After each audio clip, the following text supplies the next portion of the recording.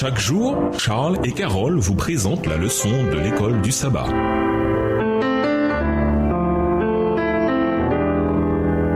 Bienvenue à votre émission Dieu nous parle. Noation de lundi au Amer. Toute la communauté des Israélites partit du désert de Sin pour ces étapes. Sur l'ordre du Seigneur, ils campèrent à Rephidim, mais il n'y avait pas d'eau à boire pour le peuple.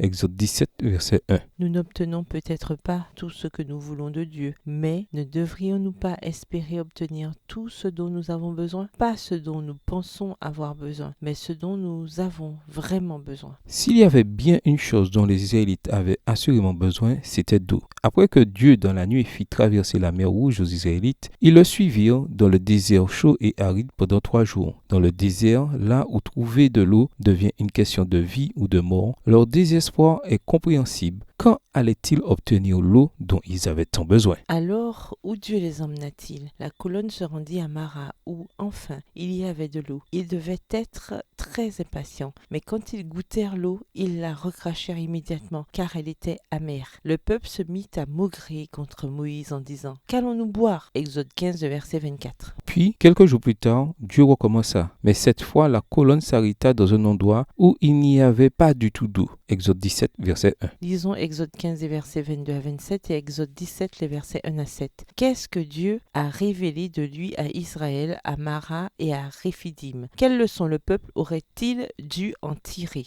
Exode 15, versets 22 à 27. Moïse fit partir Israël de la mer Rouge. Ils prirent la direction du désert de Chour. Et, après 3 journées de marche dans le désert, ils ne trouvèrent point d'eau. Ils arrivèrent à Mara, mais ils ne purent pas boire l'eau de Mara parce qu'elle était amère. C'est pourquoi ce lieu fut appelé Mara. Le peuple murmura contre Moïse en disant « Que boirons-nous » Moïse cria à l'Éternel, et l'Éternel lui indiqua un bois qu'il jeta dans l'eau, et l'eau devint douce. Ce fut là que l'Éternel donna au peuple des lois et des ordonnances, et ce fut là qu'il le mit à l'épreuve. Il dit « Si tu écoutes attentivement la voix de l'Éternel, ton Dieu, si tu fais ce qui est droit à ses yeux, si tu prêtes l'oreille à ses commandements, et si tu observes toutes ses lois, je ne te frapperai d'aucune des maladies dont j'ai frappé les Égyptiens, car je suis l'Éternel qui te guérit. » Ils arrivèrent à Élim, où il y avait 12 sources d'eau et 70 palmiers. Ils campèrent là, près de l'eau. Exode 17, les versets 1 à 7. Toute l'assemblée des enfants d'Israël partit du désert de Sin, selon les marches que l'Éternel leur avait ordonnées. Et ils campèrent à Rephidim, où le peuple ne trouva point d'eau à boire. Alors le peuple chercha querelle à Moïse. Ils dirent « Donnez-nous de l'eau à boire. » Moïse leur répondit « Pourquoi me cherchez-vous querelle? Pourquoi tentez-vous l'Éternel ?» Le peuple était là, pressé par la soif, et murmurait contre Moïse. Il disait « Pourquoi nous as-tu fait monter hors d'Égypte pour me faire mourir de soif avec mes enfants et mes troupeaux? » Moïse cria à l'Éternel en disant « Que ferai-je à ce peuple? Encore un peu et ils me lapideront. » L'Éternel dit à Moïse « Passe devant le peuple et prends avec toi des anciens d'Israël. Prends aussi dans ta main ta verge avec laquelle tu as frappé le fleuve et marche. Voici, je me tiendrai devant toi sur le rocher d'Horeb.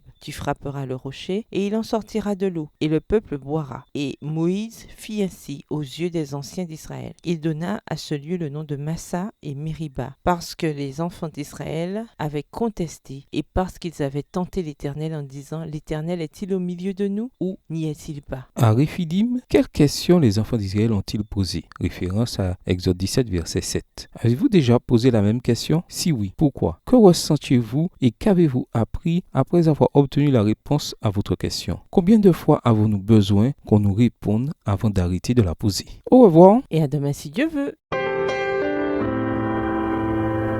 Dieu nous parle. Chaque jour, Charles et Carole vous présentent la leçon de l'école du sabbat.